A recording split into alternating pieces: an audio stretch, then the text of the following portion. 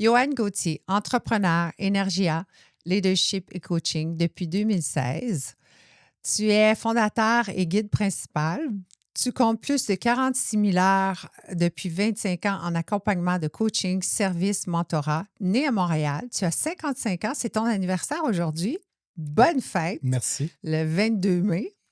On est le 22 mai. Tu as 3 enfants, 26, 24 et 21 ans. Pourquoi avoir quitté une carrière de 17 ans dans la fonction publique canadienne et partir à ton compte? Ben, d'abord, merci Mia de me recevoir Behind the Social Label sur ton beau podcast. Puis félicitations Merci. pour tous ces épisodes et ces années de création de contenu et de toutes les richesses et partages que tu crées. Donc ça, c'est ta création. Je tiens à te reconnaître. Merci. Très bonne question d'entrée de jeu. J'ai quitté le fédéral suite à un épuisement professionnel. J'ai songé au suicide aussi. C'était un contexte de contraintes budgétaires sévères. J'avais hérité d'une équipe 2 ans plus tôt d'une quinzaine de personnes qui ont toutes quitté. Et à la fin, j'avais quelques analystes et 2 étudiants dont le mandat était renouvelé aux 4 mois, mais je devais continuellement changer les gens parce que les règles étaient telles à cette époque qu'on ne pouvait pas avoir des étudiants plus de 4 mois à la fois. Mhm. Donc, c'était un contexte de contraintes et tout le long de ma carrière, j'ai géré des contextes de surplus budgétaire et d'abondance et je n'avais pas été habitué à ça. Donc, ça a été un changement au niveau de la gestion, comment gérer dans un contexte sévère de contraintes financières, pendant que les attentes sont toujours très élevées. Et aussi dans un contexte de divorce que j'avais vécu 5 ans plus tôt. Donc, il y avait du côté autant personnel que professionnel beaucoup de changements.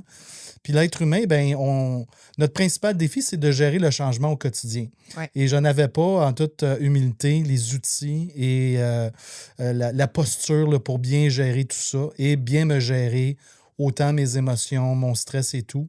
Donc, ça l'a mené vers un épuisement professionnel. Et pendant 2 mois, pendant 6 mois, j'ai été en congé de maladie. Et suite à ça, j'ai décidé de quitter. Je me voyais un peu comme un chat. J'ai 7 vies. Là, c'était une de mes vies et j'étais prêt pour faire autre chose. Et voici où j'en suis maintenant. On aura la chance d'en discuter. Est-ce que c'était difficile pour toi de prendre cet arrêt-là? Parce qu'on sait souvent que les hommes Oui, ont une très grosse difficulté devant un constat ça se peut, un burn-out. Là. absolument. C'est ça que j'ai vécu. Est-ce que Ouais. c'était difficile pour toi de dire, OK, moi en tant qu'homme, ça va pas, puis il faut que je fasse autre chose? Parce que c'est pas tous les hommes qui sont capables. Ouais. Puis il y en a qui le vivent au quotidien. Tu leur dirais quoi? Ben, merci pour la question encore une fois. Puis j'ai envie de dire, c'est sûr que je parle parce que je suis un homme, je vais répondre Ouais. dans cette posture-là, mais des clients que j'accompagne en coaching, autant hommes que femmes, ça dépend du contexte. Le contexte dans lequel j'étais, je n'avais pas le choix de ne pas être malade. Donc, être en forme tout le temps, c'était les attentes. On avait des attentes très élevées de produire et on n'avait pas le droit d'être des êtres humains à pleine part entière au travail, dans le sens que je franchissais la porte et 90% de ce que je vivais à l'extérieur du bureau devait rester à l'extérieur.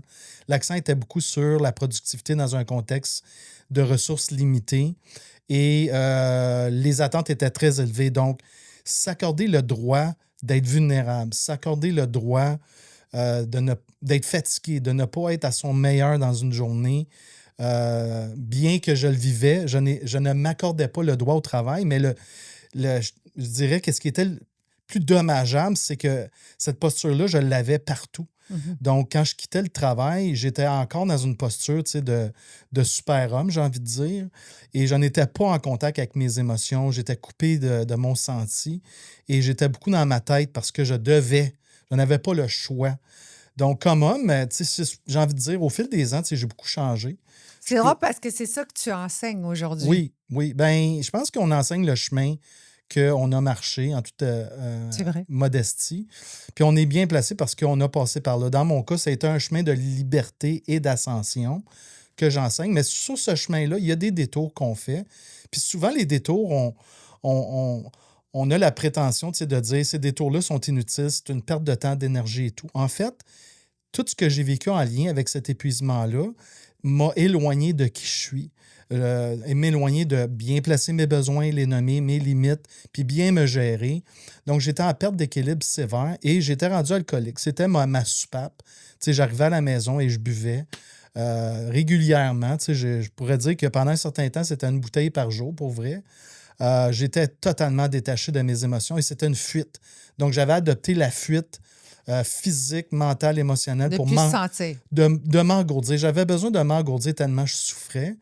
Puis la coparentalité, pardon, tu sais, pendant les 5 années qui ont précédé, suite à un divorce, j'avais la garde partagée de mes enfants et la coparentalité était difficile. J'ai récemment réglé un cas justement en lien avec ça où que j'ai dû faire appel à un cabinet d'avocats pour régler un enjeu qui est en suspens depuis beaucoup d'années. Oui, parce que tes enfants sont maintenant des adultes. Les enfants sont des adultes, puis tu sais, on se sent coupable. Tu sais, je portais beaucoup de culpabilité en lien avec mon divorce, que j'ai brisé une famille. Je portais aussi une culpabilité, un sentiment de honte que je n'étais pas à la hauteur, je n'étais pas un père qui était assez suffisant. Puis c'est pas des pensées, tu sais, c'est pas des choses que je communiquais.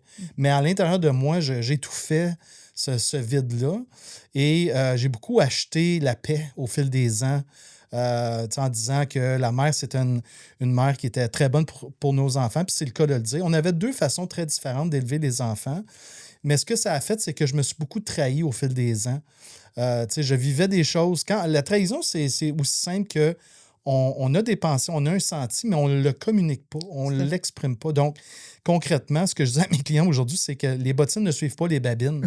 Et on doit s'honorer, on doit se respecter. Et s'aimer, c'est de dire, regarde, c'est ce que je sens, puis voici ce que ça m'amène à dire, puis placer ses besoins, ses limites, puis entretenir des communications qui sont saines et harmonieuses. Mais plus que j'étouffais, plus que j'étais dans le non-dit que j'accumulais, bien, plus que je me détournais de moi et plus que je me vidais de mon énergie vitale. Donc, j'ai été dans des environnements puis des situations de vie qui m'ont mené vers ça. Donc, c'est ce que je semais, c'est ce que j'ai aussi collectionné. Donc, tu sais, je ne suis pas dans la posture de blâme, de victime et tout, mais au début, j'étais beaucoup là parce que je n'avais pas le sentiment de me connaître puis les outils pour bien me gérer aussi, là. Tu peux dire que tu aimes élever les autres maintenant? Oui, oui, Tu, totalement. tu prends bien ton rôle. Oui, Mais quand merci. toi, tu as besoin de te faire élever, où est-ce que tu vas? Ben, c'est une bonne question. J'aime cette question-là. On ne me la pose pas souvent. Je te dirais, la première personne, on est la personne avec qui on passe le plus de temps. Oui, mais mettons, là, tu sais, À l'extérieur de moi, tu veux dire? Oui, oui, oui. Oui. Tu sais, Ben, le oui. hamster, là, on est tout seul, puis on c'est regarde sûr. tout, parce qu'être entrepreneur, on est Oui. très seul. Absolument. Très seul. Oui, oui. Mais quand le hamster, il part, là, tu Ben, as besoin d'aide, Ma tu vas où? conjointe. Ma conjointe, c'est la première personne. C'est mon go-to. Je lui parle. On se parle constamment. Donc, tu sais, le sentiment d'être libre, de pouvoir lui partager sans être jugé mes sentiments, mes émotions, ce que je vis au quotidien. Puis en même temps, tu sais, c'est une preuve de constance de pouvoir s'ouvrir le cœur, de partager avec quelqu'un qui a un safe space, tu sais, un refuge. Puis elle le fait également avec moi. J'ai mon bon ami Perry aussi, à qui je partage beaucoup de mes défis d'entrepreneur, comment est-ce qu'on vit ça au quotidien. Puis une panoplie d'amis, pas juste des bonnes connaissances, mais des gens qui font partie de mon réseau à qui on a régulièrement des échanges, on se tient au courant, comment ça va et tout. Puis on peut se parler à l'occasion, justement, s'il y a un besoin qui est là. Puis ce que j'ai réalisé au fil des ans, c'est que c'est important de filtrer les gens qui sont dans notre cercle d'altitude immédiat. Puis la posture de base, c'est si ces gens-là ne m'élèvent pas, mais me tirent vers le bas, ben quelque part, je dois me responsabiliser puis me dire pour quelle raison cette personne est dans ma vie et qu'est-ce qui fait que je l'ai attiré. Puis puis donc, à partir de là, est-ce qu'on peut faire des ajustements mutuels? Parce que des fois, les gens ont besoin de feedback aussi. Hein, c'est ça, être honnête et aussi être vulnérable en relation, s'ouvrir. Puis à partir de là, si les personnes sont de bonne foi, bien, ils vont faire des ajustements. Puis, le but, c'est pas de tirer la plug constamment sur les relations, mais si c'est des personnes qui nous ont déjà aidés, qui sont source d'inspiration, mais qui le sont moins, ben, peut-être qu'eux autres aussi vivent des choses, mais si en bout de ligne, après avoir eu des discussions, des échanges et toutes ces personnes-là ne sont plus là pour nous élever, ben, c'est important de dire merci puis de poursuivre son chemin puis de Puis le c'est faire. correct de couper les liens. Oui, c'est correct. Je pense qu'il n'y a rien de plus toxique que de garder des liens ou que nous, on se ment à soi-même, de dire. Puis des fois, c'est ça que je faisais. Il y a des gens qui étaient dans mon entourage, mais j'acceptais des choses inacceptables. J'acceptais des comportements qui avaient des impacts négatifs sur moi, mais encore une fois, cordonnier mal chaussé, on va revenir là où on a de la difficulté peut-être à nommer des choses parce qu'on a peur d'être jugé, on a peur De déplaire. de casser la relation, d'avoir des cassures, des brisures. Mais en fait, ce que j'ai réalisé, c'est une posture d'élégance douce maintenant. Puis qu'est-ce que j'entends par là, c'est si je vais dire non, je vais dire écoute, présentement, voici comment je me sens, de parler au jeu. Puis ce que ça me fait vivre. Puis en fait, mon besoin, c'est ABC. Puis j'ai une limite. Puis là, de laisser la chance à l'autre personne de répondre. Puis si la réponse n'est pas satisfaisante ou me fait vivre de l'inconfort, ben je le communique. Puis en bout de ligne, on est responsable de soi. On n'est pas responsable de changer les autres. Puis comment ils réagissent. Ben c'est ça, comme mon dernier roman de croissance personnelle, Comme les fleurs au soleil, où là, parle d'une métaphore à l'intérieur de tout ça qui est pas. On ne tire pas sur les fleurs pour qu'elles poussent. Donc, je vais vous le montrer, là. C'est juste ici. C'est coloré. J'adore la couverture. J'adore la couverture. C'est quelque chose qui vient me chercher beaucoup. Tu portes du rouge en plus, donc ça oui, va avec c'est toi. drôle. Mais pour vrai, c'est quelque chose qui vient me chercher. Je vais, plus que le lire, je vais le dévorer. Les coquelicots. Puis c'est un symbole puissant, les coquelicots là-dedans. Je pourrais en reparler si tu veux. Là. Ben oui, je veux. Pourquoi? Oui. Ben, en fait, le coquelicot, c'est un clin d'œil direct à mon père, Jean Gauthier, qui a participé à la libération de la Hollande lors de la Deuxième Guerre mondiale. Mon père était lieutenant-colonel dans l'armée et il y était à la tête d'une troupe de chars d'assaut qui a ouvert le front face aux Allemands pour libérer la Hollande. Il était en Hollande. Oui, et comme on sait, entre le Canada et la Hollande, il y a une grande histoire d'amour. Ouais. Qui est liée à la reine qui était réfugiée et qui est dans le contexte justement de l'occupation allemande. Les Canadiens ont participé à la libération de la Hollande. Mon père a tout perdu ses soldats et lui-même a failli mourir. Puis on reçoit des tulipes encore à ce jour. Puis on reçoit encore à ce jour des tulipes en l'honneur de C'est quoi tout la ça, deuxième plus grand amour Vas-y donc. qu'il y a eu? Vas-y donc. Moi, mon premier mariage, qui est décédé maintenant, Oui. il était hollandais Pour et vrai? j'avais une maison à Hollande. Je savais pas ça. Donc, tu vois, j'apprends encore des choses sur toi. Tout ce que tu es en train de Oui. dire, je suis comme... C'est pas pour rien qu'on... Il y a quelque chose qui... Oui, on oui, sait c'est pas ça. quoi, puis qu'est-ce qui est arrivé. Puis, Absolument. ben oui, t'es là. Il y a quel âge ton père aujourd'hui? Mon père est décédé en 2000. Il avait 78 ans au moment de son décès. Tu as écrit combien de livres en ce jour? J'en ai 6. J'en ai 4 publiés, 2 numériques. Ça, c'est mon premier roman de croissance personnelle. Et j'ai 3 autres livres publiés. Celui-ci chez Performance Éditions, les 2 autres aussi. Le premier était chez Le Dauphin Blanc. Puis, où est-ce que tu as appris à écrire? Comment ça a commencé ton histoire? Je vais écrire un livre. Oui. Ben, merci pour la question. Écoute, l'écriture, c'est une passion. C'est comme respirer pour moi. Les 2 autres, c'est le coaching, l'accompagnement et le voyage. Une autre chose en commun. Une autre chose en commun. D'aussi loin que je peux me rappeler, comme tu disais en intro, j'ai plus de 46 000 heures et 25 ans d'expérience d'accompagnement stratégique avec les leaders, les dirigeants et les entrepreneurs. Concrètement, tout le long de ma carrière au fédéral, pendant les 17 années, j'ai dirigé des équipes et des projets d'envergure, dont un investissement d'1 demi-milliard dans les arts et la culture. Ma force a été tout le temps la créativité dans tous mes emplois. Et concrètement, j'étais à la tête d'équipes de recherche multidisciplinaires où on devait pondre beaucoup de projets de recherche et des consultations publiques pour arriver à une décision du cabinet, du Conseil des ministres. Et comme on sait, je veux dire, et pour les gens qui nous écoutent, qui sont dans des fonctions publiques, justement, je vous lève mon chapeau parce que derrière les décisions de nos politiciens, de nos ministres, de nos premiers ministres, il y a beaucoup de travail, de dur labeur. Des projets, vous pouvez juste imaginer un projet d'1 demi-milliard. C'est plus qu'1 an de travail, de consultation, de partir d'une hypothèse de travail puis d'arriver à une vision qu'on va réaliser. Donc, J'ai une maîtrise en sciences politiques que j'ai obtenue à l'Université de Montréal. Quand j'ai quitté, j'ai obtenu mon diplôme, j'ai commencé au fédéral et mon expertise au fil des ans, c'était l'élaboration de politiques publiques. J'ai écrit des mémoires, des plans de recherche. Je veux dire, chaque document, tu peux imaginer là, pour prendre une décision, tu sais, je vais lancer un chiffre, là, en moyenne des documents de 5 pages, on en pondait une cinquantaine. J'étais à la tête de ces équipes-là. Et on avait beaucoup de comités interministériels entre les ministères. Tu sais, travailler avec plusieurs disciplines, plusieurs experts de toutes sortes. L'écriture, pour moi, ça faisait partie, ça fait partie de ma vie. Quand j'ai quitté le fédéral, l'écriture a pris d'autres formes. Mais j'avais commencé un blog aussi dans les 5 dernières années de ma carrière qui portait sur le leadership parce que j'étais un expert en développement des leaders. Dans mon dernier travail, j'étais responsable de revoir le cadre stratégique de politique de toute la haute gestion fédérale, donc les 6000 cadres supérieurs. J'avais ce projet sur mon bureau à tous les jours pendant les 5 Fait que dernières années. c'était très professionnel, très cadré. Oui. Tu travailles pour le Oui. gouvernement Oui. et tu es devenu un 180 spirituel, Mhm. mais tu es toujours un leader professionnel. Oui. Toi, Ben, tu es un leader, là. On ne peut pas te dire tu vas t'asseoir dans le train en arrière. Ça ne marchera pas. clairement. là. Ben, Mais comment tu as fait pour mettre les deux? Parce que même oui. si tu dis que tu es, je suis désolée de dire, mais d'être un entrepreneur, ça fait peur. On est très seul. Mhm. Du demain matin, de t'en aller de ta fonds de pension, les dents, les Oui. lunettes, puis tout payer, les vacances, puis tout. Je peux m'imaginer. Ah oui, c'est C'est sûr. comme ça. Oui, oui, De dire après 17 ans, moi, je vais m'en aller à mon compte. oui.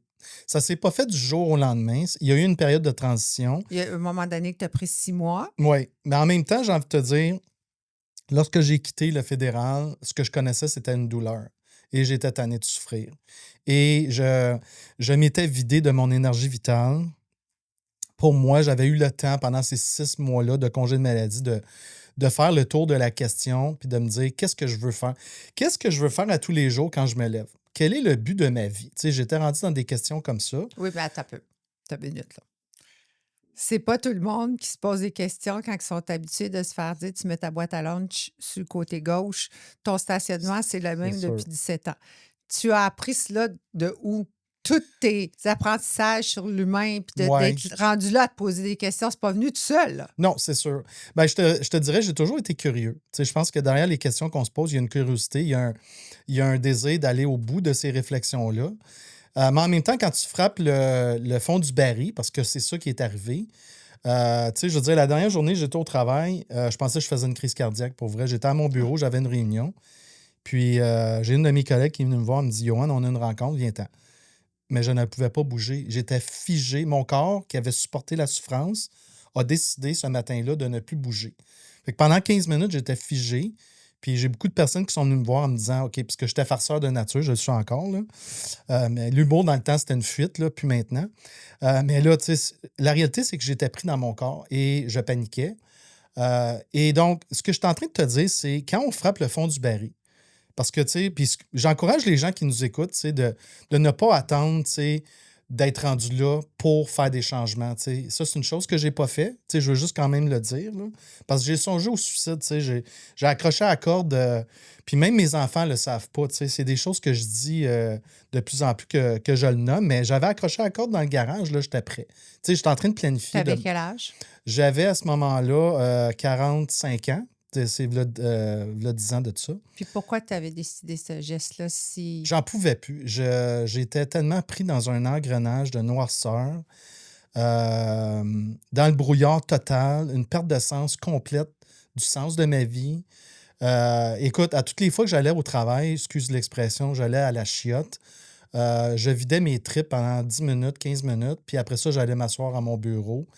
Le contexte de travail, tu sais, il était très toxique. Puis tu sais, je dis souvent, Mais tu restais là pareil. je restais là pareil parce que je n'avais pas le choix. Le transfert entre les ministères était bloqué par le gouvernement. On ne pouvait pas avoir de mutation, tu sais, changer de ministère. Il n'y avait pas de concours, tu sais, que je pouvais me déplacer. J'étais pris, j'avais le sentiment que j'étais un rat pris dans une cage, puis que là, j'étais chauffé, tu sais. Jusqu'à temps que tu t'aperçoives que tu étais malade mentalement. j'étais sévèrement malade mentalement, mais j'ai commencé à le réaliser à partir de mon congé de maladie. Mais en fait, au début, je dormais 12-13 heures par jour. Tu sais, pendant 2 mois, j'étais épuisé, Mhm. vraiment épuisé. Euh, et donc, les questions ont commencé parce que, je veux dire, je suis là pour vivre. Tu sais, la première question que je me suis posée, c'est, je veux-tu vraiment partir alors que j'aime mes enfants? C'est-tu ça que je veux leur laisser comme héritage? Mes enfants, ça a été les premiers, tu sais, puis ils ne le savent pas, à me garder vivant parce que je me dis, non, je veux les voir grandir, je veux être là, tu sais. Dans le fond, ils t'ont sauvé la vie. Ils m'ont sauvé la vie. Fait que eux autres, c'est mes premiers héros. Mon père était décédé, j'ai beaucoup parlé à mon père. Je passais mes journées au cimetière dans ma BMW décapotable. J'allais voir mon père, je prenais un café avec lui, puis je lui parlais. Il y a des journées que j'ai passées là entièrement. Puis le but, c'était juste d'être là, puis de dire, tu sais, d'aller chercher des réponses. Donc, parce que mon père, il a toujours été très présent dans ma vie. C'est un guide bienveillant. Il m'a beaucoup aidé. Puis donc, tu sais, ça a été une pratique que j'avais. J'allais régulièrement le voir. Mais les questions, tu sais, je veux dire, quand on est face à soi-même et qu'on est fatigué, les questions, on s'en pose. Mais en même temps, je me disais, je vais utiliser ce temps-là pour me retrouver. Tu sais. Donc, une fois que je me suis dit, je vais rester parce que je veux être là pour mes enfants, Oui.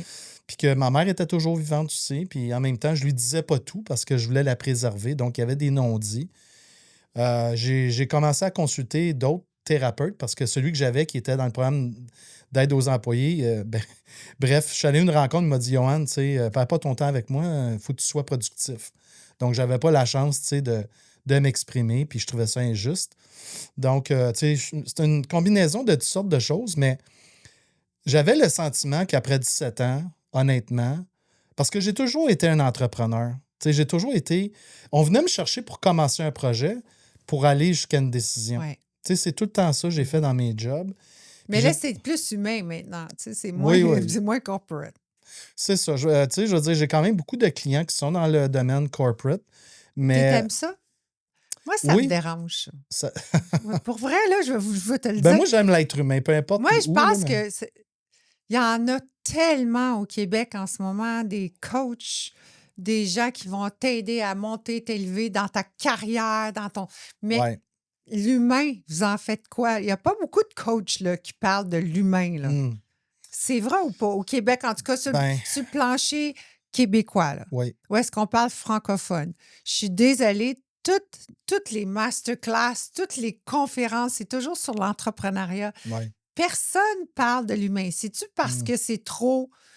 On va toucher à quelque chose que peut-être nous-mêmes, on n'a pas réglé, fait qu'on va aller dans l'entrepreneuriat où est-ce qu'on est super bon puis qu'on sait qu'il n'y a pas d'émotion en business, là, on va se le dire. Là. C'est très rare. Ben, j'ai envie de te dire, c'est pas ma philosophie. En même temps, j'apprécie ton point de vue. Euh, Tu sais qu'est-ce que je veux dire? oui, oui, je comprends. Puis, tu sais, j'apprécie le point de vue que tu amènes. Puis, tu sais, je me mets dans la peau d'un client. Euh, il y a beaucoup de charlatans dans le marché. Tu sais, sérieux. Tu sais, j'ai quand même une certification, tu sais, d'une Non, école. je te crois. Ouais. Mais pourquoi avoir choisi entrepreneur, coaché pour être des leaders? Tu es tellement spirituel, tu es Ben, tellement humain. j'ai ce côté-là aussi. En même temps, Les gens, euh, ils viennent-tu plus quand c'est comme ça? Ils se cachent. Puis c'est plus facile de vendre l'entrepreneur puis le ouais. leadership, faire avoir 4 Mercedes, 22 maisons puis un jet. Ça paraît mieux que de dire j'ai Ouais. un problème, je suis pas capable de m'exprimer, j'ai mal à l'âme. Je te dirais, la façon que je vais répondre à cette question-là, c'est j'ai bâti une business qui reflète mes passions. Ouais. Parce qu'une chose que j'ai appris quand j'étais au fédéral, c'est que quand tu te lèves un matin et tu n'as pas le goût d'aller travailler, c'est parce que ta vision et ta mission n'est pas claire, puis ta raison de travailler, elle ne l'est pas. Absolument. Fait que moi, je me suis perdu parce que j'avais plus de raison de vivre. Parce que travailler, pour moi, c'était aller chercher un check. Puis ça, pour moi, c'est pas ce qui fait que je me lève à tous les jours. Donc, ce que j'enseigne, c'est ayez une vision claire de ce que vous désirez. Puis après ça, bâtissez quelque chose qui est basé sur votre feu. Mhm. Parce qu'à ce moment-là, on est dans le flow, puis on ne travaille plus. On n'a plus le C'est sentiment dans de ta travailler. passion. On est dans notre passion. Donc, mes 3 passions, moi, c'est le coaching, l'accompagnement, l'écriture puis le voyage. Donc, j'ai des mandats qui vont être soit dans un ou dans l'autre, ou des fois intégrés dans les 3 passions. Il a fallu que je bâtisse un modèle d'affaires qui me reflète dans mes passions. Ben oui. Parce que j'avais depuis 3 ans, tu sais, oui, générer un beau chiffre d'affaires, mais en même temps, j'étais beaucoup dans des processus, dans le micro. Donc, pour m'élever, il a fallu que je me revienne à la base pour me dire qui je veux être dans 20 ans. Tu sais, cordonnier mal chaussé, je l'enseigne à mes clients. Est-ce que moi, je le fais? Ça, c'est la première chose. Donc, la réponse était non. Tu sais, je suis beaucoup dans le short term, dans le court terme, dans le day-to-day, puis trop dans l'opérationnel, pas assez dans le stratégique. Donc, élever mon regard, puis réaliser qu'est-ce que je veux dans 15-20 ans d'ici, je vais le faire maintenant. Fait que ça, on doit travailler sur notre mindset, on doit travailler sur notre heart set puis notre soul set, puis plus s'aligner. Fait que ça a été la première posture. La deuxième, ça a été de dire, OK, ma business, c'est quoi? Donc, il y a eu des réflexions de mission puis de vision. Ma mission, moi, c'est je guide les entrepreneurs à gravir leur sommet. Les 3 sommets dans lesquels j'accompagne sont basés sur un camp de base que j'ai créé, qui est un camp de base pour entrepreneurs. Donc, la façon de travailler avec moi, c'est de passer à travers le camp de base. Puis ce que je dis, c'est, on a tous un Everest. L'Everest, c'est notre vision ultime de ce qu'on veut atteindre, c'est le sommet. Et donc, il y a des clients que dans le passé, j'ai accompagné vers un Everest, mais ils n'étaient pas prêts à aller jusqu'au sommet parce qu'ils n'avaient pas intégré des choses de base qui sont associées, mettons, au camp de base de numéro 1. Puis le premier, c'est la clarté mentale. Si vous manquez de clarté, vous êtes dans un brouillard, bien, le coaching ne va pas être axé sur un résultat. Ça va être plus, on va faire du nettoyage ici, on va dépouiller. Qu'est-ce que tu n'as plus de besoin Parce dans que ton je veux dire, quotidien? quand j'ai atteint le fond du baril puis que j'ai vécu un épuisement professionnel, si un coach m'avait dit, Johan, non, t'es prêt pour monter à l'Everest. Wow, là, j'essaye de me lever, là, tu sais. Je suis fatiguée. Je suis fatigué, là, tu sais, je peux-tu comme juste prendre soin de moi? Donc, dans la posture de base du premier camp de base qu'on réalise, c'est est-ce que des questions qu'on peut se poser, c'est qu'est-ce que je fais pour prendre soin de moi au quotidien? Est-ce qu'à la fin de la journée, j'ai plus d'énergie qu'au début? Est-ce qu'à la fin de la semaine, je suis fier de moi? Est-ce que j'apprends à accumuler les petites victoires plutôt que de viser les grandes puis m'épuiser en cours de chemin? Est-ce que je m'en vais au deuxième camp puis à l'Everest avec un sac qui est très lourd? Puis, tu sais, je veux dire, je vois beaucoup d'entrepreneurs qui sont dans le plus. Ce que j'enseigne, c'est pas le moins, c'est le mieux. Donc, mieux se connaître, ça fait qu'on perd moins de temps dans des directions qui nous nourrissent pas et qui ne sont pas en alignement avec notre vision. Donc, c'est tout ça que j'ai eu à Mais apprendre. mieux se connaître aussi fait faire automatiquement un ménage sur ce que tu n'as plus de besoin, ce qui veut dire Oui, qu'il y a des gens et des exact. choses que tu ne voudras plus. Puis ça demande de l'introspection, des questions. Donc, Ça tu sais, dérange beaucoup les autres humains, hein? ben, tu sais, on est là pour quoi? Pour vivre la vie des autres ou la nôtre? La nôtre. Je pense qu'on est là pour la nôtre. Puis ce qu'on apprend aussi sur le chemin d'entrepreneuriat, c'est que le biais. Tu sais, je n'ai pas rencontré un entrepreneur qui ne veut pas performer. Par contre, la posture, c'est OK, aujourd'hui, là, si je veux avoir une posture là, d'Ironman, puis que je suis fatigué, ben, tu sais, quelle est la posture, mettons, optimale à la place que je peux avoir, qui est, si j'ai 50 de mon énergie, comment je peux tirer 150 d'output, puis avoir le sentiment que plutôt que de dépenser 150 de input alors que je suis à 50 de mon énergie, puis là, je vais m'épuiser. Tu ne trouves pas qu'en tant qu'entrepreneur, on s'oublie en tant qu'humain? Beaucoup, beaucoup. Beaucoup. Ben Puis oui, c'est sûr. on devient comme super performant, mais à la fin, moi, j'ai quelque chose à dire. Mais tu performes pour qui? Exact. Je voudrais Ben, savoir. ben, en fond, ce que tu nommes, c'est qu'on se trahit. Tu sais. On va beaucoup être au service, mais on ne se sert pas soi, on s'oublie. Tout à fait. Puis On s'aime pas. on ne s'aime pas. Ben, s'aimer, c'est une des postures de base. Ça fait peur, s'aimer.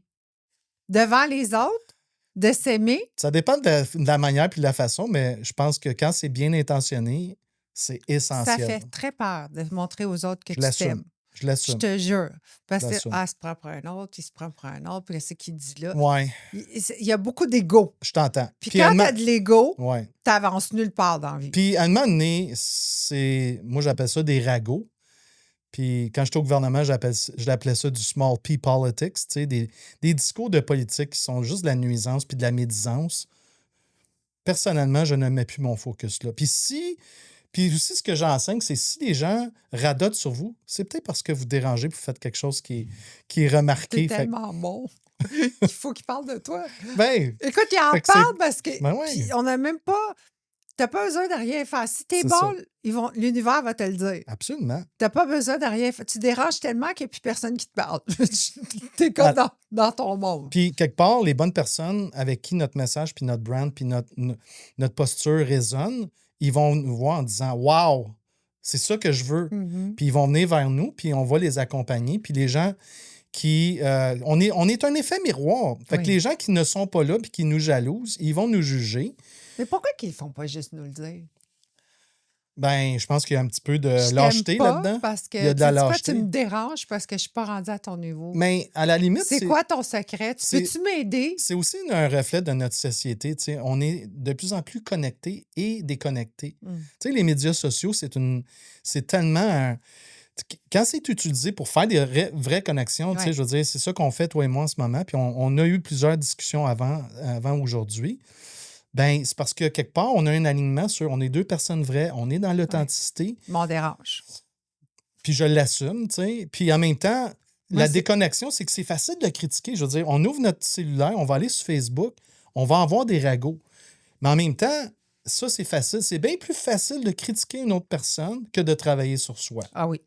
Ça, là, travailler sur soi, c'est ça, je veux dire, quand on entend beaucoup de coachs ou des gens qui aident aux autres dans le leadership, personnellement, Mhm. moi, ça, c'est moi, là. Oui, oui, Moi, ça vas-y, veut on rien jase. dire, là. On parle de personnes qui nous entendent de toute façon. On est au studio 760 Médias.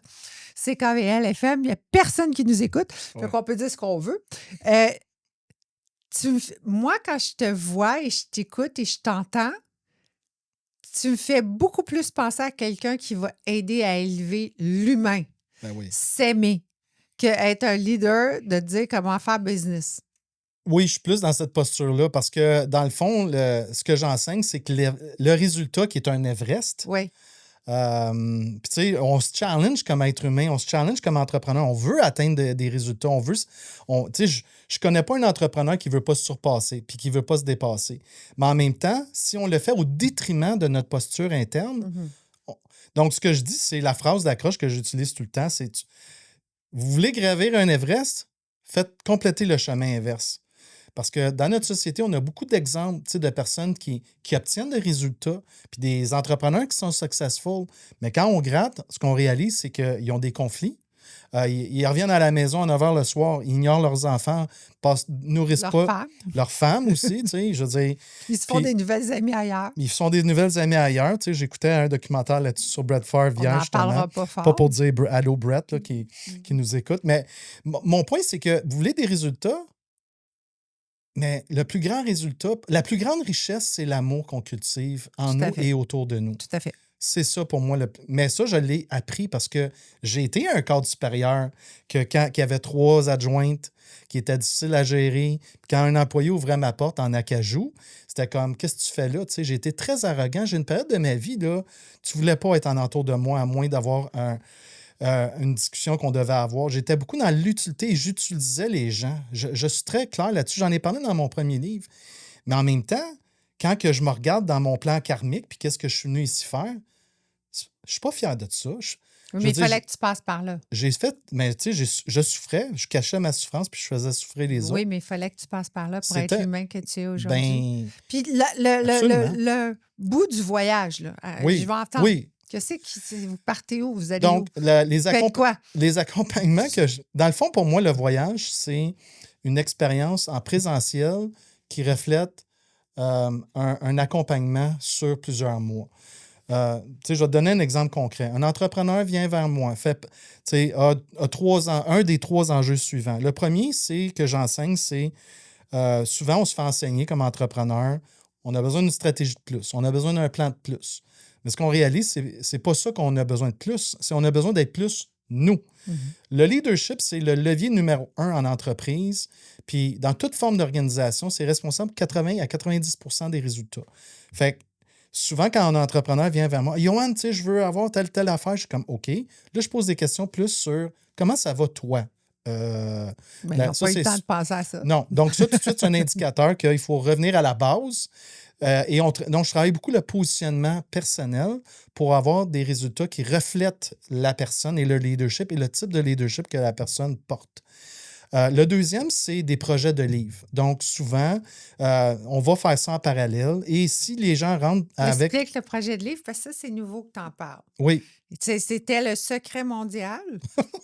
Écoutez, c'était pire que fallait pas le dire. Fait que là, j'ai dit, je pense, mais je l'ai entendu. Tu l'as dit toi-même sur un de tes médias sociaux. Puis là, Ouais, j'étais comme, ouais, enfin, il l'a dit. ouais, c'est ça. Pourquoi tu te cachais de ça?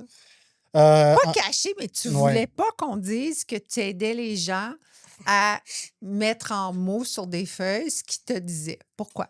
C'est pas que je ne voulais pas le dire, c'est que mon modèle d'affaires était largement bâti dans le domaine du livre sur du référencement. Je suis aussi un ghostwriter, un prête-plume dans plusieurs mandats par année. Bravo, il l'a dit. Mon Dieu, je suis contente, je suis contente, je suis contente. Non, mais c'est vrai, il ne fallait Oui, pas oui. le dire. Mais tu es un prête-plume en voulant dire, on va l'expliquer aux gens qui ne savent pas c'est quoi un prêt. C'est d'écrire les mots que les gens vont te dicter et tu vas Oui. le mettre sous forme que D'un- tout le monde va comprendre. Exactement. Ça ne sera pas tout croche Exactement. comme moi qui écris quelque chose qui va Oui, être tout croche. Il va y avoir exactement. une filée. Tu sais quelles questions poser. Alors, tu accompagnes Ouais, ouais. les gens qui veulent écrire des livres. Et les livres, faut-tu que ça soit juste sur l'entrepreneuriat?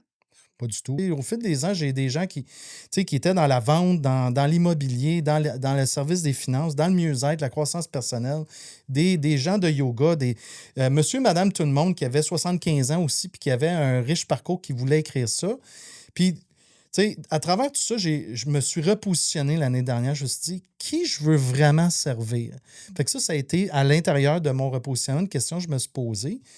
Puis, ça l'a mené vers une niche. La niche que je sers maintenant, c'est des personnes, donc des leaders, experts et spécialistes dans leur domaine respectif qui peuvent être coachs, conférenciers, consultants ou qui ont un domaine de spécialité. Ou une histoire de vie. Ou une histoire de vie. Mais en même temps, qui ont déjà une notoriété. Monsieur, madame, tout le monde qui veut écrire avec moi, ce n'est plus mon client. Ça l'a déjà été. Ça l'a déjà été. Mais en même temps, c'est pas ça qui m'allume, tu sais. Mais on a toujours des clients qui vont nous amener à un autre niveau, puis c'est ça que j'ai fait à travers les années. Donc, qui ont déjà une notoriété, mais qui veulent, on va dire, expand, ils veulent accroître leur reach et aussi devenir la référence dans leur domaine. Parce que ce que j'enseigne, c'est le positionnement. Puis je vois trop, tu sais, une chose que je dis maintenant, puis que vous allez m'entendre dire de plus en plus, c'est le contenu, là, il y en a.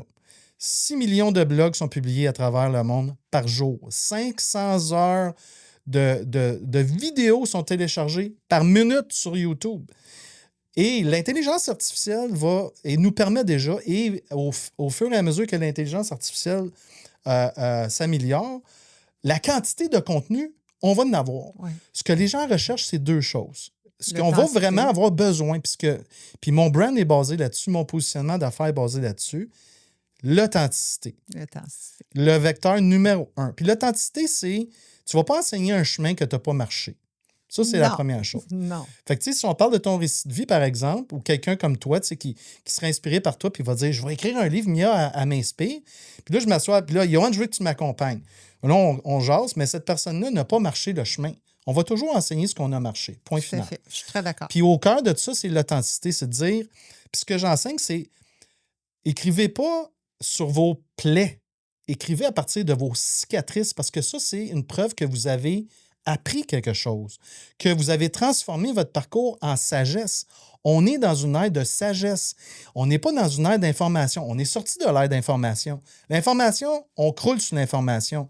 Mais on va toujours avoir besoin et être inspiré par des parcours de personnes qui sont authentiques, qui ont vécu le chemin, un chemin qui vont nous enseigner cela. Et donc, soit que c'est un récit de vie, pas une pure biographie, autobiographie, mais un hybride entre j'ai vécu cela, voici ce que j'ai appris. Puis à partir de là, voici voici ça peut t'inspirer, tant mieux. Tu comprends? Oui. Puis il y a des livres qui sont plus, je vais dire, plus dans l'apprentissage que je vais accompagner. Donc, moins dans l'authenticité, mais authentique, mais pas trop dans on va profondément là, mais on va placer l'expertise de la personne. Il y a 2 personnes en finance qui sont top au Québec, bien, et qui vont l'être dans la prochaine année avec mon aide, qui sont dans cette posture-là, qu'on va plus aller dans le modèle, d'aider les gens, accompagner les gens à prendre des décisions judicieuses au niveau financier, puis un peu éduquer les gens, les sensibiliser sur c'est quoi gérer ses finances, puis quel genre de questions puis de décisions que vous pouvez prendre quand vous êtes bien informé. Ah, puis by the way, voici notre parcours. Donc, c'est comme la pyramide inversée. Soit qu'on commence avec j'ai vécu ça, ça a été difficile, puis on s'en va, tu sais, on pointe vers un apprentissage ou on fait l'inverse. On commence fort on commence, tu sais, juste un point, voici qui je suis, mais on va plus aller dans le côté technique, tu sais, Je crois la que, méthode. en tout cas pour moi, ça, Ouais. c'est moi, Oui. je crois que quand tu es dans un moment de récit de ta vie, de ta propre expérience, tu ne le vois même pas qu'est-ce que tu as fait, puis qu'à Ça, c'est travers quoi clair. tu as passé, parce que Absolument. pour toi, tu étais dedans. Puis Absolument. c'était normal. Les autres, ils te regardent puis ils sont comme Oh my God! Absolument. T'es-tu sérieuse? Puis Ouais. là, je suis comme ma vie n'est pas plus difficile que la tienne. Oui, oui, oui. On a tous eu des échanges difficiles dans nos Absolument. vies. C'est juste que moi, je choisis d'en parler. Et ça, c'est pas tout le monde qui va en parler. Je suis d'accord. Mais c'est bien ce que tu dis parce que, puis je le vois, tu sais, il y a des clients que je refuse. Comment tu fais pour refuser un client? Ben, une personne qui est trop dans la douleur encore, on n'écrit pas des livres pour se venger. Ça, c'est la première chose. oui. Mais il y a des gens qui sont trop dans la douleur, n'ont pas justement le détachement. Ils sont encore trop proches de ce qu'ils vivent. Fait que souvent, les gens, tu sais, vont me dire « Ah, écrire, c'est une thérapie. » Oui, tu sais, j'ai écrit des livres que c'était une forme de thérapie, mais quand c'est publié, la thérapie, on Elle est la met de passée. côté. Parce qu'il n'y a pas un livre... Ben, dans les maisons d'édition agréées, il n'y a pas un éditeur professionnel, intègre, qui va écrire un livre où la personne est en thérapie. C'est non. C'est juste non. Parce qu'on fait plus de tort aux gens qui lisent ce livre-là, puis on les conforte dans leurs blessures, puis aussi dans des postures où que c'est correct de critiquer puis d'envoyer chier le monde, excusez l'expression, alors que c'est pas le cas. Mais c'est correct aussi de dire, là, j'ai juste envie d'envoyer chier une couple de personnes qui m'ont fait souffrir. C'est correct, ça. Tu vois, moi, Mais je fais-le pensais pas ça. mais fais-le pas dans un livre, par contre, parce que là, on impacte les gens. Il y a une responsabilité en tant qu'auteur. C'est une posture. Tu sais, si vous ne le faites pas pour les bonnes raisons, ben moi, c'est mes valeurs à moi. C'est mon standard d'excellence. Puis, quelque part, j'ai une responsabilité aussi d'appuyer des leaders, des entrepreneurs qui veulent changer, tu sais, qui veulent créer un changement, mais pour les bonnes raisons. Mais Comment tu trouves tes clients si tu parlais pas de ça, que tu écrivais Ben, en fait, quand je parlais trop de ça, j'attirais des gens qui étaient là et qui n'ont pas complété le chemin de l'introspection pour prendre du recul, tu sais. Donc, j'enseigne un petit peu mon chemin là-dedans. C'est que quand j'étais en épuisement professionnel, ben c'était pas le temps d'écrire. Mais oui, j'écrivais. Tu sais, je veux dire, j'avais un journal de pensées et tout, mais c'est pas parce que vous écrivez vos pensées dans un journal, ça va faire un livre. Tu sais, surtout quand vous êtes dans une période de douleur, mais continuez d'écrire dans votre journal, ça, c'est correct, tu sais. Puis voyez le bon là-dedans, puis si vous n'êtes pas capable, ben, crachez le mauvais, puis c'est correct aussi. Mais il a fallu que moi, j'évolue. Il a fallu que moi, je change. Donc, dans le fond, la posture, tu sais, d'accompagnement dans l'écriture, elle reflète mon cheminement, mon évolution au fil des ans. Comment ça se passe? Tu rencontres quelqu'un, tu t'assois avec eux, tu passes beaucoup de temps avec eux, tu poses des bonnes questions. Tu veux dire quand j'accompagne? Oui. Ouais. Ben, à venir jusqu'à présent, la façon que j'accompagne, c'est de dire, tu sais, ça dépend où la personne commence. Mais souvent, la première chose qu'on me dit, c'est « je veux un best-seller ». Je dis « d'accord ». Mais ça, c'est pas nécessairement la bonne posture à avoir parce qu'il y a beaucoup d'ego là-dedans. Mais j'aime une personne qui a de l'audace, tu sais, puis qui veut placer sa valeur. Mais si tu viens vers moi pour écrire un best-seller, ben je suis pas le coach pour toi. Mais non, mais je pense que moi, ouais. la seule chose que je demanderais, que ça soit le plus possible dans toutes les langues Oui, pour oui, aider les autres. Oui, mais en même temps, le best-seller, c'est le résultat d'un processus. Tu sais, c'est pas comme l'objectif principal, mais oui, si la qualité est placée, ça va arriver. Puis, tu sais, j'en ai des clients qui ont des best-sellers. L'accompagnement, c'est basé sur... Il y a 3 enjeux qu'on doit affronter et surmonter quand on écrit. Le manque de clarté, le manque de créativité, puis le manque de structure. La plupart des gens qui viennent vers moi, ils me disent souvent « Yoann, je ne sais pas comment écrire ou comment structurer mon histoire. » Puis ça, c'est normal. Tu sais, j'ai passé par là, puis ça nous amène dans toutes sortes de doutes, les hamsters, comme tu dis. Mais en fait, la première question qu'on doit se poser, puis ça vaut pour les entrepreneurs aussi, est-ce que ma vision au quotidien est claire? Est-ce que la vision de mon livre est claire? Ou ta conférence. Oui. Ou quand tu parles à ton équipe dans ton bureau. Dans tout. Je veux dire, la clarté, là, quand on n'a pas de clarté, que ce soit en affaires ou au niveau personnel, excusez l'expression, on est dans la merde. Puis les autres vont compenser le manque, puis souvent, ça va nous amener dans des directions qu'on ne veut pas. Tout à fait. Donc, la première question à se poser, c'est quelle est ma vision? Quelles sont les valeurs qui me guident dans mon projet? Et pour quelles raisons? Le pourquoi, le big why, tu sais. Pourquoi je veux écrire ce livre-là? Et quand ça, c'est clair, là, après ça, on a la motivation. C'est le feu. On a la motivation nécessaire pour créer le contenu. Là où ce que je viens, moi, c'est que j'offre plusieurs types de trames de fond pour écrire, parce qu'il y a plusieurs façons d'écrire des livres. Donc, il y a plusieurs façons de structurer. Puis, on en choisit une qui reflète ce que la personne veut pour placer le contenu. Puis après ça, ben, c'est le défi de la constance. Puis ce qu'on décrit pour placer le contenu. Puis ce qu'on découvre, c'est souvent, c'est pas l'écriture qui est l'enjeu, c'est tout ce qui se passe à l'extérieur. Parce que le projet est dans l'intérieur d'un plan de vie. Oui. Donc, si on vit des difficultés au quotidien, ben c'est pas le temps d'écrire, là, parce qu'on est dans une posture de plus de conflit ou de pensée négative et tout.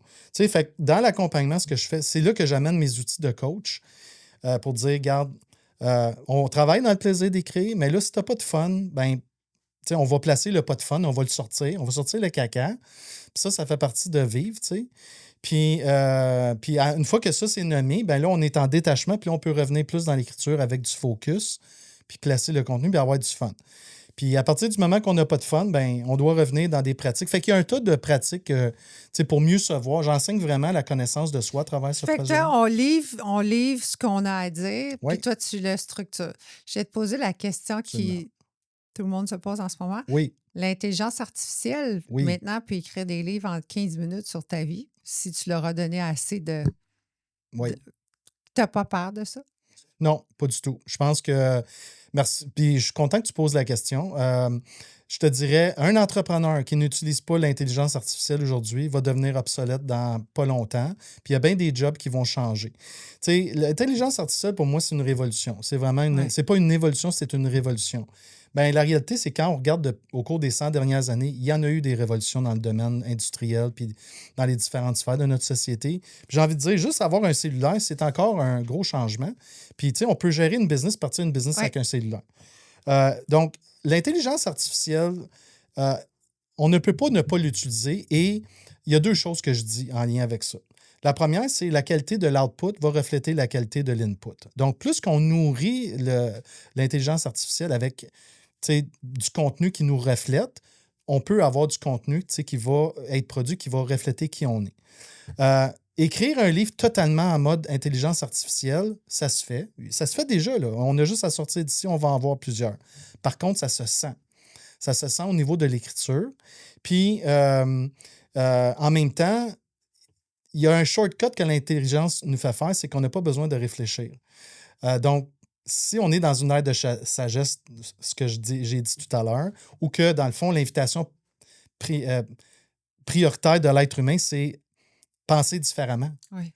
On est constamment bombardé d'informations, puis si cette information-là peut se retrouver sur Google avec un moteur de recherche, ben vous êtes déjà obsolète. Puis c'est ça que je dis à mes clients. Donc, voulez-vous être un résultat d'un moteur de recherche sur Google ou même dans ChatGPT? Si c'est le cas, vous n'êtes pas original, vous n'êtes pas avant-gardiste, vous n'êtes pas la référence dans votre domaine, vous êtes du copier-coller. Je ne suis même pas intéressé de t'accompagner puis même de continuer cette discussion-là. Par contre, si vous faites preuve d'audace, si vous voulez vous dépasser, enseigner le dépassement de soi, partir un contenu à partir de qu'est-ce que vous avez vécu, puis vivre le processus. Le vivre, parce que c'est un processus de le vivre. Bien, tu sais, j'ai des entrepreneurs qui me disent, je vais le vivre en 2 mois. It's OK. Je vais le vivre en 4, en 6, en 12 mois. Il n'y a pas de temps. C'est ça qu'ils vont vivre en 4 mois. Bien, c'est qu'on peut écrire un livre. Je suis dans un mandat en ce moment, j'ai un livre à écrire avec une autre personne en 2 mois. En 2 mois? Oui, c'est Pourquoi faisable. 2 mois? Parce que c'est ça que l'échéancier, c'est l'entrepreneur a établi l'échéancier. Puis, tu sais, je me suis posé la question, est-ce que j'accepte ou non ce mandat-là? 2 mois. Mais la réalité, c'est que oui, il y a de la qualité énorme. Tu sais, je veux dire, le temps pour écrire, c'est un bloc. Tu sais, je dis souvent à mes clients, pour écrire, c'est 170 heures. Fait que si vous le mettez en 2 mois, il faut que ça soit, tu sais... Oui, mais il va y avoir des petits trucs que tu ne sais pas, puis qu'au fur et à mesure qu'on va te parler ou que la personne va te parler, que ton client va s'ouvrir, il va se rappeler d'autres mémoires qu'il voudrait peut-être donner Absolument. pour élever les autres. Fait que Je sur suis 2 d'accord. mois, je suis persuadée que ça va arriver à 3. Ben, en fait, le Tu sais, 2 qu'est-ce mois, que je le veux 2 dire? mois a déjà été négocié comme un 4. C'est juste une version à l'ébauche finale, va être faite dans 2 mois, puis on va prendre le reste de l'été pour le terminer. Toi, est-ce que tu peux prendre combien de clients en même temps que d'écrire un livre? Quand j'écris un livre, c'est 3, 4, pas plus. pas plus. Parce que j'ai du coaching d'accompagnement aussi que je fais. J'ai d'autres Tu as projets. des conférences, puis tu vas en voyage. C'est ça. Fait Tu as une que copine j'ai une copine. qu'on Puis c'est sa adore. fête, elle aussi, aujourd'hui. On est tous Oui, les deux. j'ai lu ce matin. Oui, on est tous les deux Tu Gémeaux. sais quoi? Oui. Mon fils, l'histoire de mon fils, tu la Ouais. connais. Sa conjointe, Oui. c'est la même date Aussi. que lui, Bon. 14 avril. Bon, voilà. Les deux. On a beaucoup de choses en commun, tu vois? Oui, j'aime ça. Oui. Mais oui, tu sais, pour être optimal, donc pour terminer sur l'IA, j'ai envie de te dire, puis je l'enseigne aussi avec mes clients, comment optimiser l'IA dans l'écriture, puis pas juste dans l'écriture, mais dans la business aussi. Par contre, tu sais, c'est une planche à dessin, puis c'est important que l'output final reflète des réflexions, puis la valeur qu'on porte. Parce qu'encore une fois, le test, c'est si ce que vous proposez peut se retrouver dans une réponse d'un moteur de recherche, ben Non. vous êtes inutile. Vous êtes déjà obsolète avant même. Puis ça, les gens le savent. Donc, les preuves sociales du changement qu'on crée puis des transformations qu'on crée avec les clients, ça, c'est du tangible. Mais en même temps, il ne faut pas se leurrer. L'IA est là pour rester. Puis, tu sais, si j'étais en train de te dire non, tu sais, il n'y a aucun livre que j'écris avec l'IA, c'est excuse l'expression, de la BS bullshit. Par contre, je vais respecter. Le contenu original doit toujours venir de la personne. Et ne devrait jamais être remplacé. Donc, oui, il y a du temps de rencontre avec mes clients. Puis, on va toujours partir de ce contenu-là, puis le bonifier avec l'IA. Puis, tu sais, je pense que de travailler ainsi, c'est être optimal dans sa posture, puis de ne pas se fier sur l'IA aussi à 100% qui est pour moi une fausseté. Si tu as besoin de prendre une pause parce que ça va trop vite, de la prendre. Parce que c'est important de bien... Absolument. Tout à fait. J'ai une cliente qui a pris 6 mois de pause. Elle vivait des choses personnelles. Puis on l'a accommodée. Puis ça fait un meilleur livre. Ben, quand elle revient, elle est dans une posture beaucoup plus fraîche. Puis elle a vécu des choses aussi. Oui. Elle a grandi à travers ça. Absolument. Peut-être qu'elle l'a pas vu sur le coup, là. Non, ben oui, ben elle l'a réalisé. C'est ça. Elle l'a réalisé après coup. Ça fait déjà plus qu'une heure qu'on se charge. Déjà? Déjà. Tu crois-tu ça? Je sais. Je vais te poser 2 questions. Oui, les 2 dernières. Oui. Dans 5 ans, tu es où en business et personnellement? Tu habites où? C'est quoi ton contexte? Je vais habiter à Montréal. Puis en fait, cette question-là, la réponse vient c'est influencé par ma mère. Parce que ma mère, elle me l'a dit, elle dit je veux que tu restes proche parce qu'elle est insécure. J'ai eu des opportunités de vivre à l'extérieur de Montréal et je suis fils unique. J'ai pris la décision de rester à un rayon de 20 à 30 minutes de ma mère pour être prêt pour elle quand elle a besoin. Fait que ma mère, c'est ma priorité avec mes enfants puis ma douce. Donc, je te dirais, si ma mère est en vie, en forme, elle a 100 ans, je vais être proche d'elle et demeurer à Montréal. Présentement, je suis dans le plateau à Montréal. C'est un quartier que j'adore. Ça va faire 4 ans que j'habite là. C'est un quartier... Quand j'ai déménagé ça nourrissait mon côté artiste. Ben oui. Tu sais, la rue Mont-Royal est fermée l'été. Souvent, je vais travailler sur des terrasses. J'adore la vie dans le plateau. C'est très cool. C'est très laid back. Puis ta business? Dans ma business, je suis le secret le mieux gardé au Québec en ce moment au niveau de l'écriture et je le sais. Je vous le dis, là, sans c'est prétention, FBI, votre affaire. Ouais, non, on l'a ouvert, là. On a ouvert la porte, là. C'est ça. Et donc, j'ouvre les vannes pour vrai. Mon rêve, c'est dans les 5 prochaines années d'accompagner des cohortes d'entrepreneurs où le stamp, c'est on refait le Québec Inc. Et ça reflète aussi le travail d'accompagnement que j'ai fait au fil des ans. Lorsque j'étais dans la fonction publique, j'étais la personne, le conseiller stratégique dans les pièces avec des sous-ministres, des hauts fonctionnaires. Et je sais c'est quoi être un dirigeant. J'ai la posture, j'ai la fibre et la passion de faire ressortir le juice de ces gens-là. Et j'ai déjà fait des masterminds et je me vois le faire. Et ça va se faire de 2 manières. Soit en partenariat avec des clients que j'ai à l'heure actuelle qui ont un réseau qui s'étend, puis ça prend de l'audace pour aller là. Et je ne suis pas en affaires pour juste faire des profits. J'ai un côté entrepreneur social, j'aime appuyer des causes, mais je veux repousser les frontières de l'entrepreneuriat au Québec en réunissant des dirigeants puis en favorisant des discussions. Peut-être que je vais finir sur des panels de la presse ou des affaires ou économiques. Tu sais. Ça, c'est des choses que je me vois faire. Puis je vais amener un spin aussi qui est très différent. Parce que quand les gens me regardent, je ne suis pas ton entrepreneur typique. Tu sais, je suis tatoué, j'ai des chemises hawaïennes, j'ai une casquette, puis j'aime ça porter des vestons de couleur, puis être dans la joie. Puis je déteins. Souvent, tu sais, j'ai eu des collègues, tu sais, des collègues entrepreneurs qui m'ont dit Johan, tu sais, tu vas repousser des clients. Non, je vais attirer des bons. Fait que les clients que j'attire, c'est beaucoup des gens qui sont audacieux, qui sont Coloré. visionnaires, qui sont colorés, qui s'assument, puis qui veulent aller plus haut, plus loin, puis qui ne sont pas juste là pour faire des profits. Fait que c'est ça que j'attire aussi comme clientèle. Dernière question, Oui. rapidement, parce qu'ils vont nous couper. Oui, 3 mots. oui, Je tes nomme, tu les mets de ton côté comme tu veux. d'accord. Passion, succès, argent. Passion, c'est sûr que c'est le premier. Succès, c'est le deuxième. Puis argent, oui, tout ce qu'on fait mène vers ça, mais ce n'est pas le moteur de tout ce que je fais. Donc, voilà. Merci de ta générosité. Merci, Mia. Je te souhaite une merveilleuse anniversaire à toi et ta conjointe. Merci beaucoup. J'espère que vous allez avoir du plaisir pour le restant de la journée. Garanti. Et moi, ça me touche vraiment que tu aies dit oui parce que je ne savais pas que c'était ta fête aujourd'hui. Puis tu as dit, OK, moi, je coupe ma fête puis je m'en viens. Puis je vais dire à tout le monde, comme les fleurs au soleil, allez vous le procurer. Il se vend en librairie? Il se vend dans toutes les Archambault, les Renaud-Bré, si vous rentrez, comme les fleurs au soleil, sur les sites web aussi, sur Google, vous pouvez le retrouver. Puis suivez-moi sur Facebook, je suis dans tous les médias sociaux également. Puis comment on fait pour te trouver?